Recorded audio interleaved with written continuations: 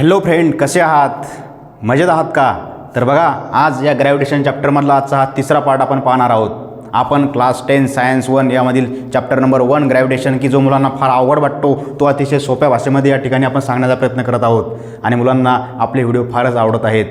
खूप मुलं कमेंट करत आहेत, लाईक करत आहेत आणि अशाच प्रकारचे नवीन नवीन व्हिडिओ घेऊन या म्हणून सांगत आहे. मी आपल्यासाठी नक्कीच नवीन नवीन आणि सोप्या भाषेमध्ये व्हिडिओ घेऊन येण्याचा प्रयत्न करत आहे. तर मित्रांनो, आजच्या या तिसऱ्या भागामध्ये बघूया आपण Newton's universal law of gravitation.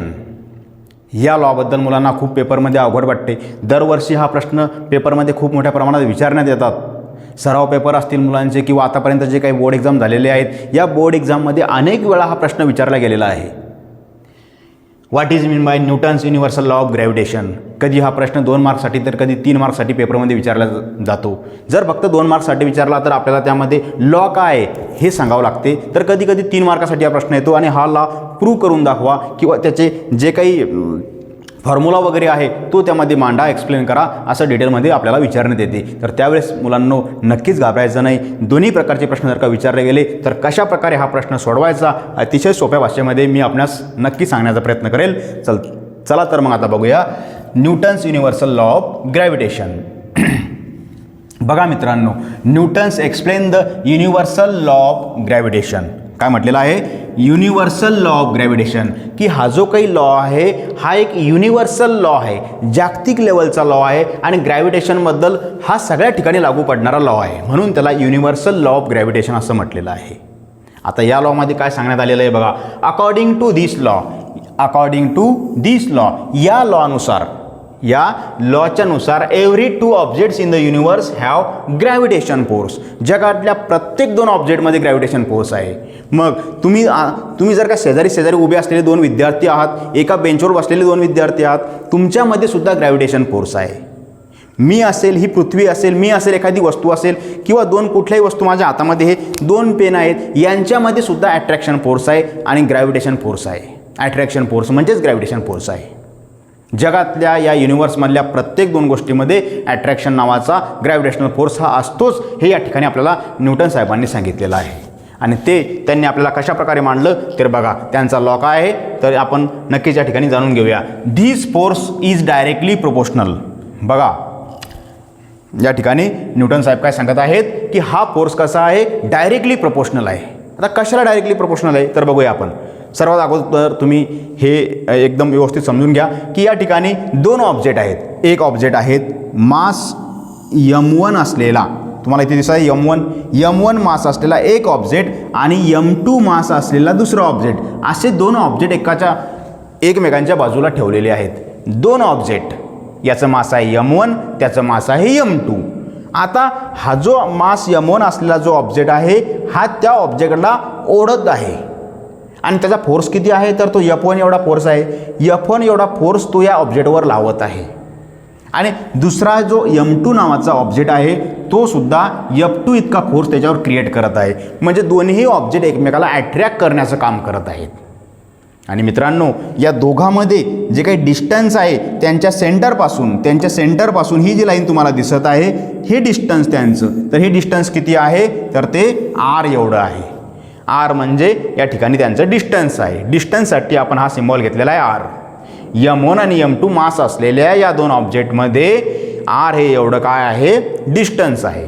आणि F1 आणि F2 हे दोन्ही काय आहेत? दोन्ही ऑब्जेक्ट एकमेकावर फोर्स लावत आहे. मग हा फोर्स असेल तरी किती? हा F1 असेल किंवा तो F2 असेल, हे दोन्ही इक्वल फोर्स एकमेकावर ते लावत आहेत. आणि मग तो फोर्स आहे किती? हा फोर्स जर आपल्याला कॅल्क्युलेट करायचा असेल तर त्यासाठी या ठिकाणी एक लॉ दिलेला आहे. चला तर मग तो लॉ आपण बघूया कसा आहे. तर दिस फोर्स इज डायरेक्टली प्रोपोर्शनल. बघा, तो जो फोर्स आहे F1 आणि F2 हे दोन्ही पण फोर्स 2 ऑब्जेक्ट एकमेकावर लावत आहे. तर तो जो फोर्स आहे हा फोर्स कसा आहे?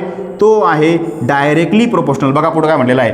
Force is directly proportional. आणि डायरेक्टली प्रोपोर्शनलसाठी आपण हा अशा प्रकारचा सिम्बॉल, अल्फा सिम्बॉल यूज करतो. Force is directly proportional to the product of their masses.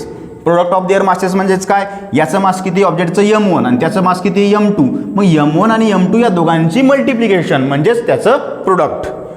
Force is directly proportional to the product of their masses. Product म्हणजे m1 आणि m2 मास असलेले 2 जे ऑब्जेक्ट आहे त्यांच्या मासेसचं मल्टिप्लिकेशन करायचं म्हणजे त्यांचं आपल्याला काय भेटेल, प्रोडक्ट भेटेल. तर अशा प्रकारे हा जो काही फोर्स आहे, जो ग्रॅव्हिटेशन फोर्स या दोघांमध्ये आहे तो किती आहे, तर तो डायरेक्टली प्रोपोर्शनल आहे the product of their masses, असं म्हटलेलं आहे या सेंटेन्सपर्यंत इथपर्यंत. आता बघा पुढे काय म्हटलेलं आहे, अँड इनव्हर्सली प्रोपोर्शनल. बघा फोर्स इनव्हर्सली प्रोपोर्शनल सुद्धा आहे. इनव्हर्सली म्हणजे कसा की एक व्हॅल्यू वाढली की दुसरी कमी होते, दुसरी व्हॅल्यू वाढली की पहिली कमी होते, त्याला इनव्हर्सली प्रोपोर्शनल म्हणतात. आणि डायरेक्टली प्रोपोर्शनल म्हणजे कसं, एक व्हॅल्यू वाढली दुसरी पण वाढेल, पहिली व्हॅल्यू कमी झाली दुसरी पण व्हॅल्यू कमी होईल, हे झालं डायरेक्टली प्रोपोर्शनल. आणि या ठिकाणी inversely proportional to the square of distance between them. त्यांच्यामध्ये या दोन ऑब्जेक्टमध्ये हा जो डिस्टन्स आहे या डिस्टन्सचा जर आपण स्क्वेअर घेतला, त्या डिस्टन्सचा जर का आपण स्क्वेअर घेतला तर या डिस्टन्सच्या स्क्वेअरला इनव्हर्सली प्रोपोर्शनल आहे कोण, तर force. Force is inversely proportional to the distance. मग तो डिस्टन्स मी आरने सुद्धा दाखवू शकतो किंवा डीने सुद्धा दाखवू शकतो. काही ठिकाणी तुम्हाला पुस्तकामध्ये डी दिसेल, काही ठिकाणी आर दिसेल, तर गोंधळून जाऊ नका. इथे तुम्ही आरही घेऊ शकता किंवा डी सुद्धा घेऊ शकता. काय म्हटलेलं आहे, डिस्टन्सचा स्क्वेअर. हा कसा आहे, इनव्हर्सली प्रोपोर्शनल आहे म्हणजे रेसिप्रोकल आहे फोर्सला. Force is inversely proportional to the square of distance between them. या दोन ऑब्जेक्टमध्ये जे डिस्टन्स आहे याचा स्क्वेअर घेतला आपण तर तो डिस्टन्स हा फोर्सला कसा आहे, डिस्टन्स त्या डिस्टन्सचा स्क्वेअर आणि हा फोर्स ह्या दोन्ही व्हॅल्यू एकमेकाला कशा आहेत, इनव्हर्सली प्रोपोर्शनल आहे. आता या ठिकाणी एक गोष्ट सांगायची मला ही आहे की फोर्स हा डायरेक्टली प्रोपोर्शनल आहे त्यांच्या मासेसला. म्हणजे एका ऑब्जेक्टचं मास जर वाढलं तरी फोर्स वाढणार आहे किंवा दुसऱ्या ऑब्जेक्टचं मास वाढलं तरी पण फोर्स वाढणार आहे, कारण ह्या व्हॅल्यू कशा आहेत, फोर्स आणि मास एकमेकाला डायरेक्टली प्रोपोर्शनल आहेत.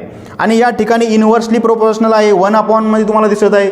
याचा अर्थ असा की जर डिस्टन्स वाढलं, या दोन ऑब्जेक्टमधलं डिस्टन्स जर वाढलं, डिस्टन्स जास्त झालं तर फोर्स कसा होईल त्यांच्यामध्ये, कमी होईल, कारण इनव्हर्सली प्रोपोर्शनल आहे. डिस्टन्स वाढलं की फोर्स कमी होतो आणि डिस्टन्स कमी झालं, डिस्टन्स दोघातलं कमी झालं की मग मात्र फोर्स वाढेल.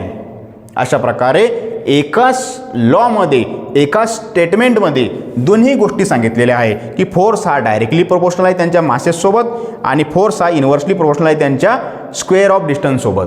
मग हे दोन्ही ज्या व्हॅल्यू आहेत, दोन जे वेगवेगळे स्टेटमेंट आहेत, या दोन्ही स्टेटमेंटला आपण कंबाईन केलं तर आपला एक फॉर्म्युला बनतो. तो असा बनतो, force is directly proportional to their product of their masses m1 into m2 upon inversely proportional to their, inversely proportional force is inversely proportional to their square of distance, square of distance असं म्हटलेलं आहे. मग हे अशा प्रकारे एक नवीन formula number 1 आणि formula number 2 असे जर दोन्ही फॉर्म्युले आपण कॅल्क्युलेट केले मित्रांनो तर या ठिकाणी हा एक फॉर्म्युला बनतो. आता याला सुद्धा आपण या ठिकाणी हे अल्फाचा सिम्बॉल जर आपल्याला काढून टाकायचा असेल तर आपण त्या ठिकाणी F इज इक्वल टू म्हणजे अल्फाचं साईन काढून टाकायचं आणि इक्वलचं साईन घ्यायचं असेल तर या ठिकाणी आपल्याला कॅपिटल G म्हणजे ग्रॅव्हिटेशनल कॉन्स्टंट घ्यावा लागतो. हे आपण मागच्या व्हिडिओमध्ये सुद्धा पाहिलं होतं की जर आपल्याला अल्फाचं साईन काढून टाकायचं असेल आणि इक्वल साईन घ्यायचा असेल तर एक कॉन्स्टंट प्रोपोर्शनॅलिटीचा आपल्याला एक साईन सिम्बॉल त्या ठिकाणी घ्यावा लागतो. आणि इथे कोणता आहे तर G आहे. G म्हणजेच ग्रॅव्हिटेशनल कॉन्स्टंट की जगात तो सगळीकडे कसा आहे, सारखा आहे. त्यानंतर m1 into m2 upon r square. अशा प्रकारे हा एक फॉर्म्युला नवीन आपला बनतो. मग हा जो एक नवीन फॉर्म्युला बनलेला आहे या फॉर्म्युल्यालाच काय म्हणतात, Newton's universal law of gravitation किंवा त्या लॉचा हा फॉर्म्युला आहे. एकतर आपण हा लॉ जरी वाचला किंवा हा फॉर्म्युला जरी वाचला तर दोन्हीसुद्धा एकच आहे. जसा की आपण लॉ वाचणार तशाच प्रकारे फॉर्म्युलासुद्धा आपण अशा प्रकारे वाचू शकतो. बघा, force is directly proportional, gravitational force is directly proportional to the masses product of their masses and inversely proportional to the square of distance between them. त्या दोघांमध्ये जे काही डिस्टन्स आहे त्यांच्या स्क्वेअरला तो फोर्स कसा आहे, इनव्हर्सली प्रोपोर्शनल तो आहे. अशा प्रकारचा मित्रांनो हा लॉ आहे. आता याच्या पुढे आपल्याला जायचं आहे आणि यामध्ये हा जो G आलेला आहे ग्रॅव्हिटेशनल कॉन्स्टंट याबद्दल बघायचं आहे. तर बघा, तर मग G is called universal gravitational constant. काय आहे G म्हणजेच universal gravitational constant. In SI unit the value of G is. मित्रांनो तुम्हाला माहिती आहे का की SI युनिटमध्ये Gची व्हॅल्यू काय आहे तर बघा जाणून घ्या आज. G इज इक्वल टू Gची व्हॅल्यू किती असते SI युनिटमध्ये, ती आहे 6.67 × 10⁻11 nm स्क्वेअर पर kg² ही व्हॅल्यू आहे मित्रांनो जीची, की जी तुम्हाला फिल इन द ब्लँक्समध्ये किंवा इतर प्रकारच्या ऑब्जेक्टिव्ह क्वेश्चनमध्ये जीची व्हॅल्यू विचारल्या जाईल. तुम्ही ही व्हॅल्यू पाठ करून ठेवा. त्यानंतर फॉर्म्युला ऑफ जी, फॉर्म्युला काय असेल, हा जो जी आहे या जीचा फॉर्म्युला काय असेल. फॉर्म्युला तर कुठं पुस्तकात दिलेला नाही आपल्याला जीचा, ग्रॅव्हिटेशनल कॉन्स्टंटचा फॉर्म्युला कुठेच दिला नाही, पण तो आपल्याला तयार करता आला पाहिजे. आणि मग आपण तो कसा तयार करायचा तर लक्ष द्या. बघा समजा या ठिकाणी इथे आपल्याला ग्रॅव्हिटेशनल फोर्स जो आहे F is equal to G capital G m1 m2 upon r² हा फॉर्म्युला आपल्याला माहिती आहे. जर समजा यामध्ये आपल्याला जीची व्हॅल्यू जर कॅल्क्युलेट करायची असेल तर जीची व्हॅल्यू ही आहे, पण जीला एका साईडला घेऊन आपल्याला जीचा फॉर्म्युला बनवायचा असेल तर तो कशा प्रकारे बनतो बघा. आपण हा जो r² आहे हा डिनॉमिनेटरमध्ये आहे, तिकडे पाठवून दिला तर तो मल्टिप्लाय होईल. म्हणजे तो अशा प्रकारे बनेल Fr² is equal to capital G m1 m2 अशा प्रकारे हा फॉर्म्युला बनेल. आणि आता या ठिकाणी फक्त आपल्याला जीलाच या ठिकाणी ठेवायचं आहे आणि m1 m2 हे मल्टिप्लिकेशनमध्ये आहेत, ते जर इकडे पाठवून दिले तर ते डिनॉमिनेटरमध्ये येतील, म्हणजे या ठिकाणी ते डिवाइड होतील. म्हणजेच बनेल आपला formula G is equal to, बघा फक्त जी तिथे ठेवला मी आणि m1 m2 इकडे पाठवून दिला तर काय बनेल Fr² upon m1 into m2. म्हणजे अशा प्रकारे आपला हा फॉर्म्युला या ठिकाणी जीचा फॉर्म्युला बनतो. G is equal to Fr² upon m1 into m2. बघा मित्रांनो हा फॉर्म्युला आपल्याला भेटला. अशा प्रकारे हा फॉर्म्युला तुमचा पाठ असायला पाहिजे. त्याचबरोबर जीची जी व्हॅल्यू आहे ती सुद्धा तुमची पाठ असली पाहिजे. पुढे काय विचारलं आहे बघा, if the mass of one object is double. मी तुम्हाला दोन ऑब्जेक्ट सांगितले की हा एक ऑब्जेक्ट आहे आणि हा एक ऑब्जेक्ट आहे, m1 आहे आणि m2 आहे. या दोघांपैकी एकाचं मास जर डबल झालं, समजा याचं मास जर का डबल झालं तर ग्रॅव्हिटेशनल फोर्सवर काही फरक पडेल का. बघा F is equal to capital G m1 into m2 upon r². या व्हॅल्यूमध्ये जे m1 आहे, m1 mass of the object 1, या ऑब्जेक्टचं जे मास आहे आपण त्याला m1 म्हटलं, हे मास जर का डबल झालं तर फोर्सवर काही फरक पडेल का असा प्रश्न आपल्याला विचारलेला आहे. तर पडेल का तर मग तर बघूया आपण चेक करून. F इज इक्वल टू या ठिकाणी जर आपण जी आणि मास केला आपण दुप्पट, मास आपण डबल केलं m1 आणि m2 अपॉन r². आणि ह्या व्हॅल्यू जर आपण अशा प्रकारे लिहिल्या की F इज इक्वल टू ही 2 ची व्हॅल्यू जी आहे ती थोडी साईडला घेतली आपण, अगोदर लिहिलं या ठिकाणी 2 आणि नंतर पुढं लिहिलं capital G m1 into m2 upon r². अशा प्रकारे आपण जर का लिहिलं तर ही जी व्हॅल्यू आहे आपली, ही व्हॅल्यू कशी आहे या 2ला मल्टिप्लायमध्ये आहे. याचाच अर्थ असा की फोर्स हा दुप्पट होतो. Force is equal to 2 into आणि पुढे आपली ही फोर्सची व्हॅल्यू, म्हणजे फोर्सची व्हॅल्यू काय होते या ठिकाणी दुप्पट होते, डबल होते.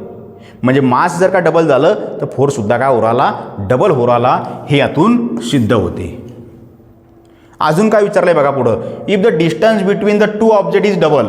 हां मास आपण डबल केलं तर फोर्स डबल झाला हे आपल्या लक्षात आलं, परंतु आता या ठिकाणी जर का डिस्टन्स वाढवलं, फॉर एक्झाम्पल समजा हे अशा प्रकारे, आता या ठिकाणी हे एक ऑब्जेक्ट आहे आणि हे एक ऑब्जेक्ट आहे, सुरुवातीला त्यांच्यात एवढं डिस्टन्स होतं, आता त्यांच्यामध्ये डिस्टन्स वाढवलं, त्यांच्यातलं डिस्टन्स वाढलं तर मग फोर्सवर काय परिणाम होईल. फोर्स कमी होईल का वाढेल, किती वाढेल किंवा किती कमी होईल हे आपल्याला आता माहीत करून घ्यायचं असेल तर बघा पुन्हा एकदा आपण तो फॉर्म्युला लिहूया. F is equal to capital G m1 into m2 upon r² म्हणजे डिस्टन्सचा स्क्वेअर. आणि आपल्याला काय सांगितलेलं आहे, if the distance between the two object, या दोन ऑब्जेक्टमधलं, हा जो m1 ऑब्जेक्ट आहे आणि m2 ऑब्जेक्ट आहे, या दोन ऑब्जेक्टमधलं डिस्टन्स काय होणार आहे, डबल होणार आहे. म्हणजे डिस्टन्ससाठी आपण जो r सिम्बॉल वापरलेला आहे हा किती होणार आहे, डिस्टन्स डबल होणार आहे. मग डिस्टन्स जर का डबल झालं तर काय होईल मग बघा चेक करा. जर डिस्टन्स डबल झालं तर काय होऊ शकतो, F is equal to capital G m1 m2 upon, आता 2चा स्क्वेअर किती होईल तर तो 4 एवढा होईल आणि r². या पूर्ण व्हॅल्यूचा स्क्वेअर जर केला आपण, डिस्टन्स जर आपण डबल केलं तर त्याचा स्क्वेअर किती होईल, 2चा स्क्वेअर 4 होईल, rचा स्क्वेअर r स्क्वेअर. आता बघा ही व्हॅल्यू तर या ठिकाणी आपण अशा प्रकारे लिहू शकतो बघा, F is equal to 1/4 into capital G m1 m2 upon r square. म्हणजे फोर्स किती होणार आहे, तर फोर्स हा 1/4 एवढा होणार आहे. किती होणार मित्रांनो, फोर्स 1/4 एवढा होईल. 1/4 बघा इथे लिहिलेलं आहे, फोर्स विल बी 1/4. हे ध्यानात घ्या. मग अशा प्रकारे आपण जर मास दुप्पट केलं, मास डबल केलं तर ग्रॅव्हिटेशनल फोर्ससुद्धा डबल होईल. आणि जर समजा आपण या ठिकाणी ऑब्जेक्टचं डिस्टन्स डबल केलं तर ग्रॅव्हिटेशनल फोर्स बिकम किती होईल, 1/4 होईल. हे या ठिकाणी सिद्ध होते. तर अशा प्रकारे मित्रांनो ग्रॅव्हिटेशनल कॉन्स्टंट म्हणजे कॅपिटल G, त्याची व्हॅल्यू किती आहे, त्याचबरोबर त्याचा फॉर्म्युला कोणता आहे, हे या ठिकाणी आपण शिकलेलो आहे. अजून एक गोष्ट मला तुम्हाला सांगायची आहे, ती म्हणजे ही की लक्ष द्या बघा मित्रांनो, आपल्याला बऱ्याच वेळा असं विचारण्यात येते की ग्रॅव्हिटेशनल कॉन्स्टंट जो कॅपिटल G आहे त्याचं जे युनिट आहे त्याचं युनिट Nm² पर kg² हे का आलं. हे बघा इथे लक्ष द्या, त्याचं युनिट या ग्रॅव्हिटेशनल कॉन्स्टंटचं Gचं युनिट जे आहे हे Nm² पर kg² का आहे, तेच का आहे हे प्रूव्ह करून दाखवा, असं आपल्याला विचारण्यात येते. मग त्यावेळेस आपल्याला हे प्रूव्ह करता आलं पाहिजे. मग कसं प्रूव्ह करणार, तर अशा प्रकारे बघा या ठिकाणी आपण G साठी एक फॉर्म्युला तयार केला होता, तो होता Fr² upon m1 into m2. अशा प्रकारे ग्रॅव्हिटेशनल कॉन्स्टंटसाठी कॅपिटल G साठी आपण हा फॉर्म्युला तयार केला होता. आता या फॉर्म्युल्यामध्ये F जो आहे, F म्हणजेच काय, फोर्स. बघा ध्यानात घ्या, G is equal to F म्हणजेच फोर्स. आणि फोर्सचं युनिट काय मित्रांनो, तर ते आहे न्यूटन. फोर्सचं युनिट आहे न्यूटन. आणि R म्हणजेच काय, डिस्टन्स. आणि डिस्टन्सचं युनिट कोणतं आहे, तर ते आहे मीटर. मग rचा स्क्वेअर म्हणजेच मीटरचा स्क्वेअर. म्हणजे बघा Nm² आलं का, Nm². बघा Nm². खाली m1 इंटू m2 आहे. माससाठी आपण युनिट कोणतं घेतो, kg, किलोग्राम. इथे पण किलोग्राम आणि इथं पण किलोग्राम. किलोग्राम इंटू किलोग्राम म्हणजेच kgचा स्क्वेअर. म्हणजे अशा प्रकारे या ठिकाणी Gचं जे युनिट आहे याचा युनिट हे Nm² पर kg² आहे. ही व्हॅल्यू जर आपण वर घेतली तर ती अशा प्रकारे सुद्धा काही काही ठिकाणी लिहिलेली असते, Nm² मायनस kg².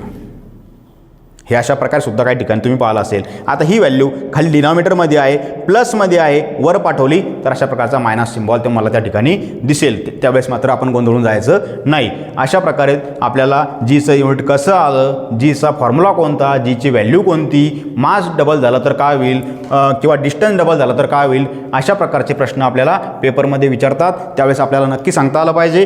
त्याचबरोबर आपल्याला युनिव्हर्सल लॉ ऑफ ग्रॅव्हिटेशन कोणता आहे न्यूटन साहेबांचा, तो सांगता आला पाहिजे. अशा प्रकारे तो एक्सप्लेन करता आला पाहिजे.